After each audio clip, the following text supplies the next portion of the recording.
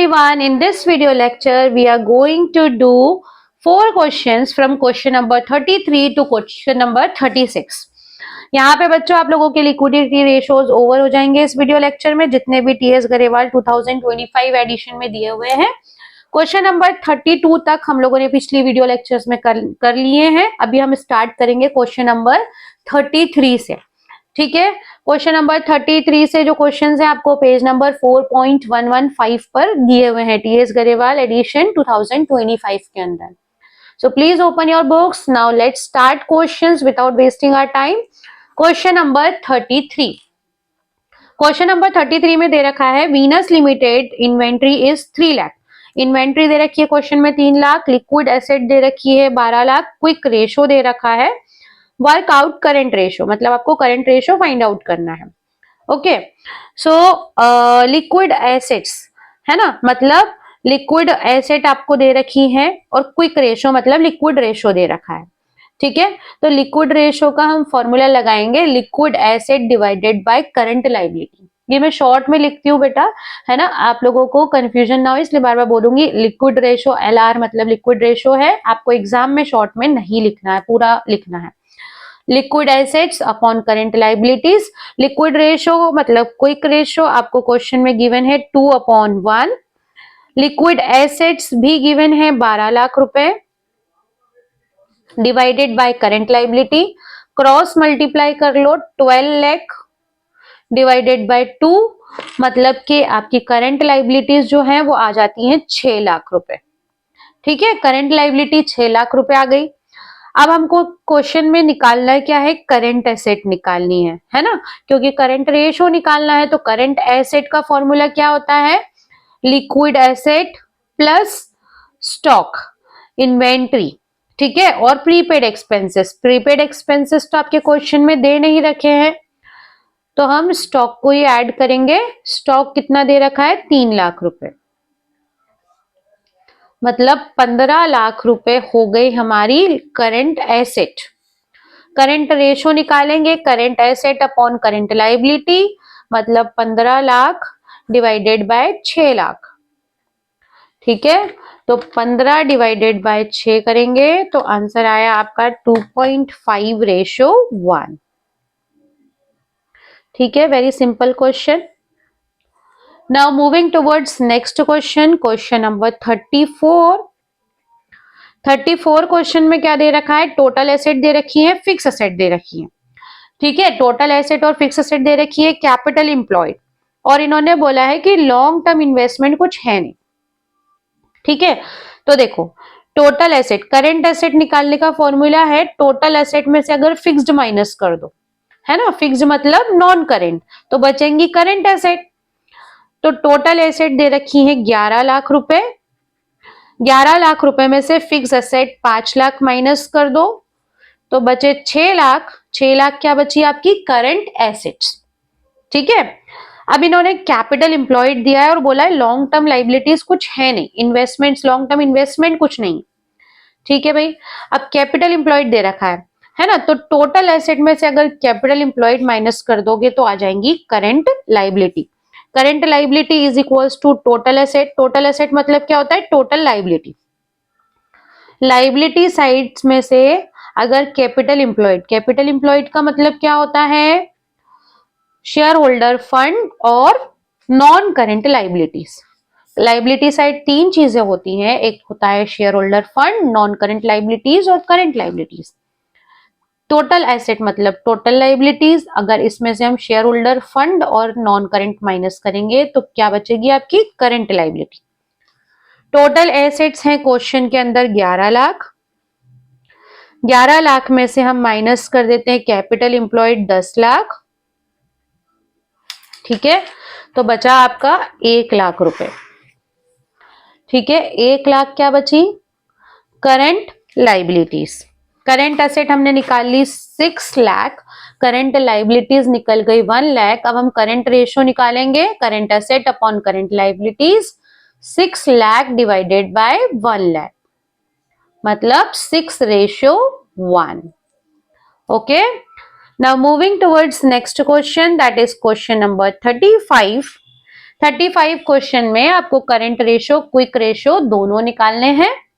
ठीक है, अब आपको चीजें क्या क्या दे रखी हैं? टोटल डेट, टोटल मतलब डेट मतलब long term plus short term. ठीक है, अब टोटल एसेट दे रखी है, property plant equipment, non current investment, long term loan and advances, inventory और प्रीपेड एक्सपेंसेस। सबसे पहले हम निकालेंगे करंट लायबिलिटी।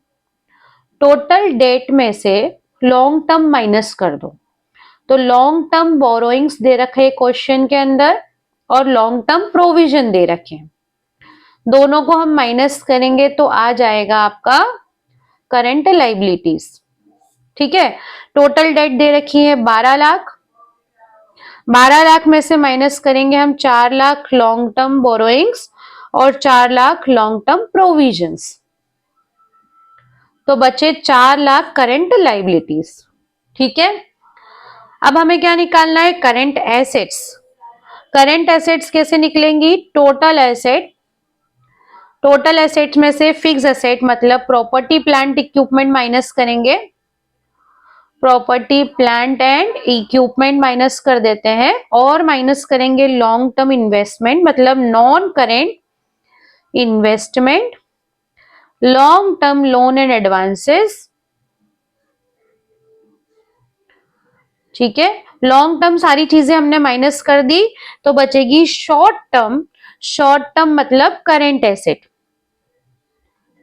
16 लाख रुपए दे रखी है क्या? टोटल एसेट, इसमें से property plant equipment 6 lakh, non current investment 1 lakh और long term loan and advances 1 lakh हम माइनस कर देंगे, मतलब 8 लाख माइनस किया तो बचे 8 लाख रुपीस करंट एसेट्स। ठीक है, अब आपके फॉर्मूला में करंट एसेट आ गई, करंट लायबिलिटी आ गई। अब हमको क्या निकालना है? Liquid asset. लिक्विड एसेट निकालने के लिए करंट एसेट में से इन्वेंट्रीज और प्रीपेड एक्सपेंसेस माइनस करने पड़ते हैं। ठीक है, करंट एसेट अभी हमने कैलकुलेट किए 8 लाख रुपए, इसमें से इन्वेंट्री 1,90,000 और प्रीपेड एक्सपेंसेस 10,000, मतलब 2 लाख रुपए माइनस करेंगे तो 6 लाख रुपए आ गई है लिक्विड एसेट्स। अब दोनों रेशो फटाफट से निकाल लेंगे। देखो, करंट रेशो का फॉर्मूला क्या है? Current asset upon current liability. Current asset है 8 लाख अपॉन करंट लायबिलिटी है 4 लाख, डिवाइड करेंगे तो 2:1 आ गया आपका करंट रेशो। ठीक है, अब लिक्विड रेशो निकालेंगे, liquid asset upon current liability. Liquid asset अभी हमने निकाला है 6 लाख रुपए, इसको करंट लायबिलिटी 4 लाख से डिवाइड कर देंगे तो 6 डिवाइडेड बाय 4 मतलब 1.5:1, ये आ गया लिक्विड रेशो। ठीक है, now moving towards last question of this video lecture. इस वीडियो का लास्ट क्वेश्चन बनाएंगे बच्चों, क्वेश्चन नंबर 36। ये आपके लिक्विड रेशोज का, लिक्विडिटी रेशो का भी लास्ट क्वेश्चन है अकॉर्डिंग टू योर टीएस गरेवाल 2025 एडिशन। ठीक है, तो क्वेश्चन नंबर 36, क्वेश्चन नंबर 36 में आपको बैलेंस शीट गिवन है। बैलेंस शीट के अंदर लायबिलिटी साइड और एसेट साइड गिवन है, आपको करंट रेशो, लिक्विड रेशो दोनों निकालना है। देखो, करंट एसेट, करंट लायबिलिटी दोनों चीज दे रखी है। ठीक है, करंट एसेट और करंट लायबिलिटी दोनों दे रखा है। अब हम करंट एसेट लिख लेते हैं। करंट एसेट कितनी दे रखी है?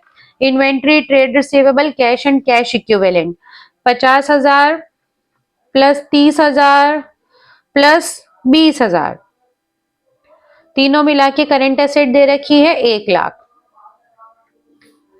और करंट लायबिलिटी कितनी दे रखी है? 3,000 प्लस 13,000 प्लस 4,000, 16 और 4 20,000। ठीक है, अब हम निकालेंगे लिक्विड एसेट। लिक्विड एसेट में हमें इन्वेंट्री को नहीं जोड़ना है ना, प्रीपेड एक्सपेंसेस तो दे ही नहीं रखे हैं, तो 30 और 20 को जोड़ेंगे, इन्वेंट्री को हटा देंगे, मतलब ओनली 50,000। अब दोनों रेशो निकालने हैं, फटाफट से निकल जाएंगे। Current ratio is equals to current asset upon current liability, liquid ratio is equals to liquid asset upon current liability. ठीक है। करंट एसेट्स आपको अभी हमने देखी है कितनी है, 1 लाख। करंट लाइबिलिटीज है 20,000। लिक्विड रेशो के लिए लिक्विड एसेट्स है 50,000 और करंट लाइबिलिटी है 20,000। ठीक है, इसको डिवाइड कर लेते हैं तो 5:1 करंट रेशो आ गया और लिक्विड रेशो आपका आ जाएगा कितना, इसको डिवाइड करेंगे तो 2.5:1। यहाँ तक के क्वेश्चन बेटा हम लोगों के कंप्लीट हो गए हैं, क्वेश्चन नंबर 36 तक। और यहाँ पे हमारा लिक्विडिटी रेशो वाला टॉपिक ओवर हो गया है। ठीक है, अगर यहाँ तक के कोई डाउट है तो please you can ask in the comment section. और अगर वीडियो अच्छा लगा है तो please like share subscribe. Next video से हम लोग सॉल्वेंसी रेशियोज स्टार्ट करेंगे। Okay, bye bye.